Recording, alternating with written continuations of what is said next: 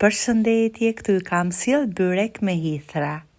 E kam përgatitur siç e përgatiste ndjera nëna ime. Ajo hithrave nuk u hithe asnjë gjë brenda, mund të hithe një lug miell vetëm, se thoshte që duhet që të shijojmë hithrat, të ndjejmë atë shijen e hithrave, si as djath as gjë, vetëm krip. Unë i kam shtuar vetëm pak piper. Unë këtu kam përdorur 1 kilogram miell, një lug rafsh me krip dhe gati 500 ml ujë. Mielli është Manitoba.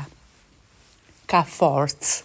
E përgatita si që pat me brumatrice, vetëm ujë e miell e krip, asnjë gjë tjetër, e rafa pak me duar dhe mbulova e lash 30 minuta. Hidrat në një tenxhere me ujë të bollshëm, pak krip dhe i zjejmë për 3-4 minuta, nuk ka nevojë. Mbasi kemi zjer, i hedhim me kullorse direkt në blender. I hedhim në blender, i bluajmë dhe tani po ja tregoj, i hedhim ujin e vet. Heqim ja 2 garuzhe, unë këto i përdora sot me pak djath pikant, të më thënë djegës, me 1 avokado dhe u kënaqa, mund ta shërbejmë edhe të ftohtë për ditët e nxehta, ça ta hash kur hoteli.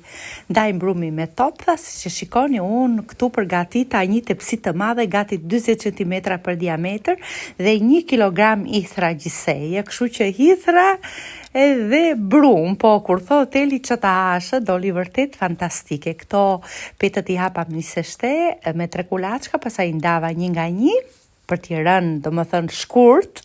Këtu nuk është se ka vendosur gjithë videon e hapjes të petave. Dhe i rrullosim pak petat në tepsi.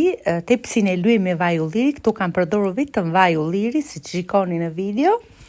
Vendosim 3 shtresa poshtë, peson e hithrave, shikoni hodha pak krip e vaj ulliri, pak piper, asnjë gjë tjetër. Po me ujin e vet e bluajta, hodha 2 shtresa me hithra, kështu që 3 peta poshtë të rrullosura, hodhëm 1 shtres me hithra, 2 peta në mes, shtres me hithra, peta të tjera sipër dhe futa në furrë të para nxjerrë me 180 gradë, gati për 1 orë. Kjo është, domethënë, përfundimi.